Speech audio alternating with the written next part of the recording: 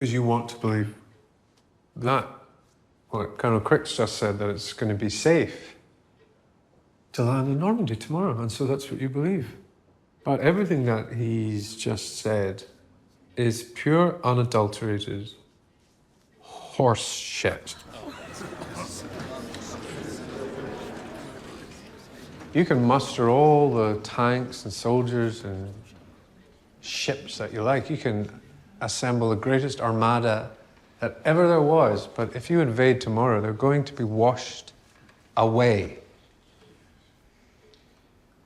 Because the storms that I'm talking about are real, and the jet stream that's propelling them towards the Normandy coast is real, and the wrath of nature is real. And if you ignore it, then countless men and countless boys